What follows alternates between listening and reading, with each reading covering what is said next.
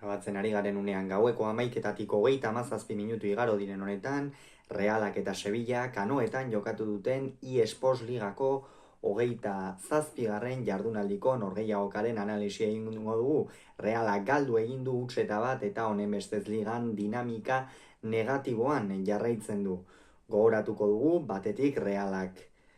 berdindu egin zuela ostegunean anoetan Manchester Uniteden aurka Europa Ligeko final zortzirenetako joaneko partidan, Sevillak berriz bana berdindu zuen Rayoren aurka ligan.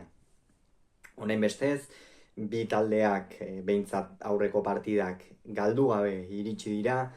eta bi entrenatzaileek, Imanol Alguazilek eta Xavier García Pimientak, honako 11 hauen aldeko apustua egin dute. Batetik, Imanolek 4-3-3ko sistemarekin marrero izan da atepean, hause gaurko ezusteko nagusiena, Alex Remirori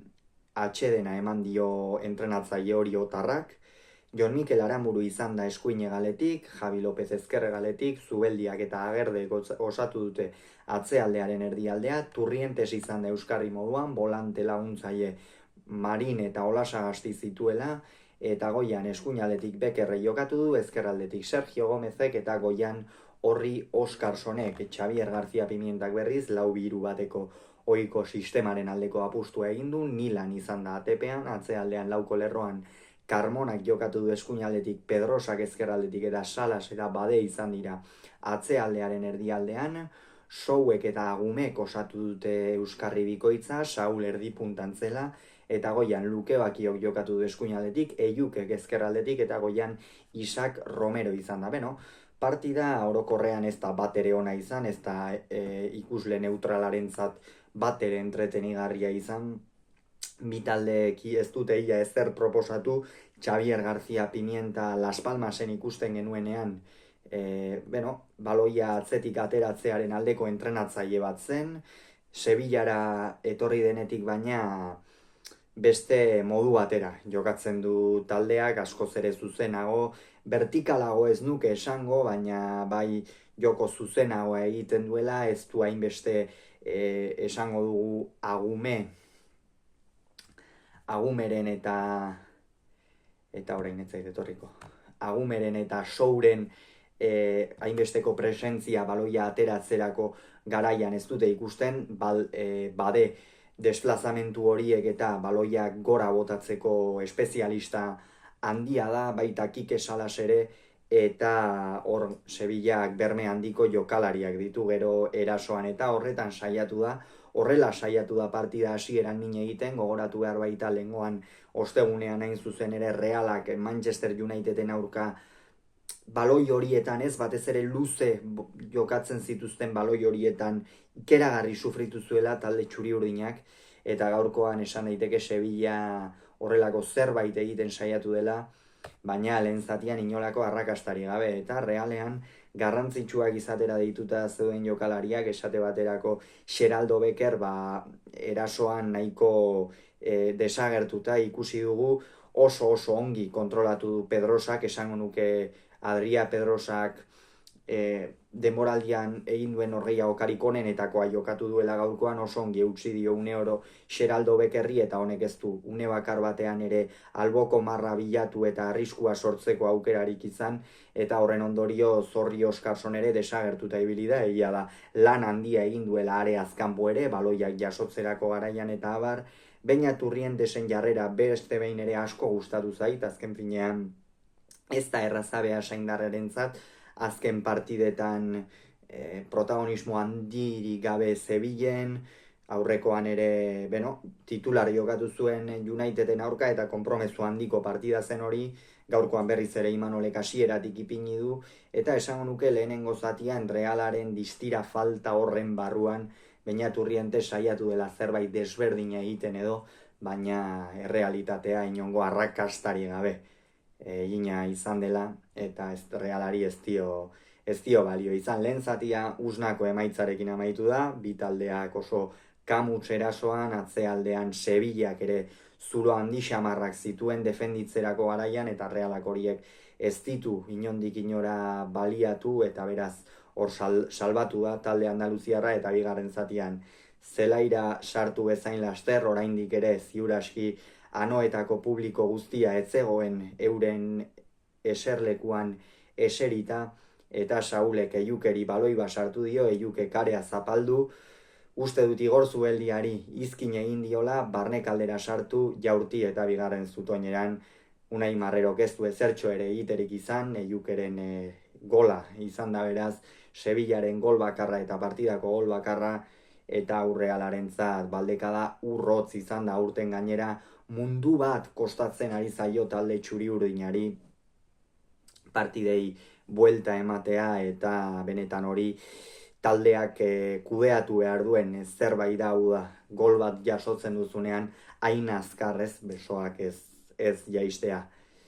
Minutuak aurrera joan ala, Sevillak Realari utzi dio baloia,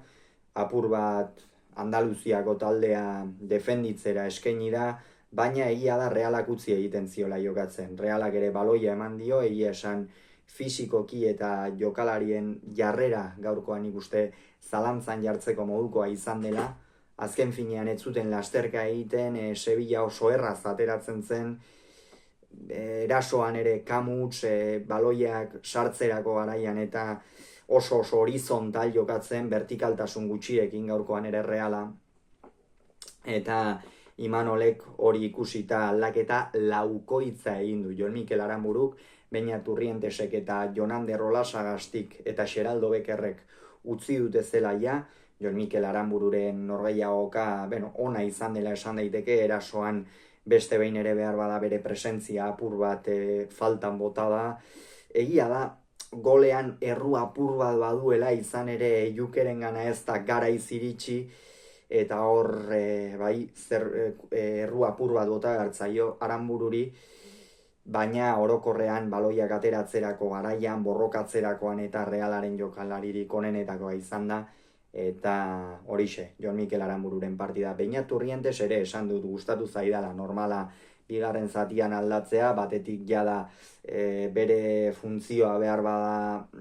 zelako, zelaian partidari buelta emateko egokiena, baina euskarri moduan ikusi da, aurretik ere jokatu duela, naiz eta lehen taldean apur bat orain hasi den postu hori hartzen, normalean beste zelaierdiko bi jokalarirekin lagunduta, baina aurreratuago jokatu du Beñatek, oraingoan euskarri moduan ezarri du Imanolek, eta hor, esango nuke partida duina jokatu duela Turrientesek. Olasagasti gaurkoan desagertu xamarrik, jokoan presentzia urriarekin, Sevillaren presioari ezin aurre egin, eta apur bat desagertuta, eta defentsan ere gaurkoan ez da Olasagastiren errua izan. Eta Xeraldo Beker, zer esan Bekerretaz, partida bat ona bestea ez, horrelaxe dabil, oso irregular dabil, Surinamgo jokalaria, eta hau ez da Realak behar duen hain zuzen ere jokalari irregularrak, oraingoan Realari etzaizkio ongi etortzen, eta eskuinalde horretatik lehengoan Uniteden aurka desberdintasunak markatu zituen bezala, gaur Pedrosak hasieratik oso kontrolatua eduki du, erdialdeko atzelari horiek ere oso kontrolatua eduki dute, eta apenas izan du zulorik, ez du alboko marra bilatzerik izan, esan dugun bezala, eta partida oso kaskarra Xeraldo Bekerrena. Eta Amari Traore aspaldiko partez itzuli da Maliko eskuinegaleko jokalaria, gogoratuko dugu Lotaiu gurutzatua utzi zuela orain hilabete batzuk, demora luzez geldirik egonda, errehabilitazio eta lan askoren ostean berriz ere bueltan da, lehengoan Manchester Uniteden aurka jada ikusi genuen, beroketa ariketak egiten, gaurkoan zelaian izan da, eta ordu erdi bat jokatzeko beta eduki du Traorek, baina oraindik ere ikusten da erritmoa falta zaiola, naiz eta Realare erasoan den kamustasunean, bera ere hortxe egon den, saiatu da baloiak erdiratzen behin eta berriz, baina ez, jokalaria gaurkoan mentalki lehen golorrek esango nuke ikeragarria egin diela, eta honen bestez Traorek ere ez du miraririk egiterik izan. Zubimendi, aurrekoan Uniteden aurka ez zuen jokatzerik izan, gastroenteritisa zela eta edo, ondorioz gaur deialdian sartu du, Imanolek atzo esan zuen, zalantzan zegoela jokatuko ote zuen edo ez, jokatu du, azkenerako Zubimendik, eta, saiatu da, noski, bere funtzioa gaurkoan oso desberdina izan da, Realak joko zuzenagoa egin behar izan du Zubimendiren falta batik, eta hor ere nik esango nuke Realak erru handi xamar bat egin duela Imanolek gaurkoan, baina Zubimendi gaurkoan normalean izaten duenarekin alderatuta oso rol desberdina izan du, askoz ere aurreratuago jokatu du, une oro taldeari egaletatik eta norabide ematen saiatu da, Barrenetxea eta Oiartzabal ere sartu dira, Anderrek gaurkoan ere partida kaskarra egin du lehengoan Uniteden aurka etzen bat ere finalitu gaurkoan eskuin aldetik hasi da, gero ezkerraldera bidali duan kaldatura, baina ez batean eta ez bestean ez du minegitierek izan, eta Oiartzabalek 3 postu ezberdinetan jokatu du gaurkoan, hegalean eskuinetik eta ezkerretik, eta gero aldaketen ostean erdipuntan, hemen Imanolek ez du aldaketarik egin sistemari dagokionez, eta gerora Isaac Romerok zutoinera jo du aldaketen ostean, baina ez Reala gaurkoan jarrerari gabe, jokalariak oso kamuts ikusi ditugu, energiari gabe, gogori gabe ere esango nuke, eta horrela zaila da lehen mailan partidak irabaztea. 70. minutuan Eiuke hain zuzen ere goleatzailea eta Isaac Romero kendu ditu, Juanlu eta Lokonga sartzeko, hemen nabari zen Xavier García Pimienta gutxeta bateko hau oso ongi hartu duela, izan ere erasoko bi jokalari askoz ere atzerago jokatzen duten biren ordez atera ditu, Eiuke gola egin du, orokorrean ere Sevillaren joko zuzen horretan ezkerralde horretatik abiadura sartu duen jokalari bat izan da, naiz eta protagonismoa normalean Dobi Lukebakiok eramaten duen, eta Isaac Romero gaur nahiko desagertuta, ia hor zutoinera jaurti duela baloi bat, baina orokorrean area barruan eta presentzia gutxirekin ikusi dugu, eta Juan Luke eta Lokongak ez dute lan handirik izan, Realak ez dituelako bat ere behartu, eta ongi defenditzearekin nahikoa izan dute. Minutuak aurrera, aukerak bat ere ez, Reala sakontasun faltarekin, behin eta berriz baloia ukitzen, baina aurrera eramateko eta arean sartzeko bat ere erabaki hortasunik gabe, eta 78. minutuan Sergio Gomez kendu du take kubo ateratzeko, hain zuzen ere Oiartzabal atera duenean Sergio Gomez barnekaldera sartu du, erasoan ez du bat ere partida ona egin, oso presentzia urriarekin ikusi dugu, gero barnekaldetik jokatu duenean ere, eta ezin agertu zabil azken partida hauetan Sergio Gomez, eta take kubo atera denean minutu gutxi izan ditu, eta gaurkoan ez du bere magia ateratzerik izan, eta naiz eta 12 minutu jokatu dituen, Sevillak oso kontrolatuta zuen partida, esan dugu bezala Reala bat ere sakontasunik gabe, eta ondorioz arazoak zeuden take kubo bilatzeko noski. 84. minutuan Saul kendu du Pekeren ordez, partida duina egin du, naiz eta ez den asko agertu Saul, baina naiz eta erdi punta horretan jokatu duen Sevillak baloia alde batetik bestera mugitu duenean, hor bai Souri eta bai Agumeri asko lagundu die, eta hor Sevillak jokalari bat gehiago zelai erdian edukitzeak Realari arazo asko sortu dizkio, eta askoz ere zailtasun gehiago izan ditu talde txuri urdinak baloia lapurtzeko, eta partida oso duina Saulena, eta Peke horixe 6 minuturako irten da, apur bat erasoan ea kontraerasoan zerbait harrapatzen ote zuen edo Sevillak, eta hor harrapatzeko, baina ez, orokorrean ez du ezertarako aukerarik izan, eta 80. minutuan jada partida erabakita zegoen, Lukebakiok kendu du Idunboren ordez, Lukebakiok partida ona jokatu du, esango nuke ez beste batzuetan bezain ona, ez du area askotan zapaldu, izkin ere ez dio askotan egin Javi Lopezi, baina baia duelo guztiak irabazi dizkio,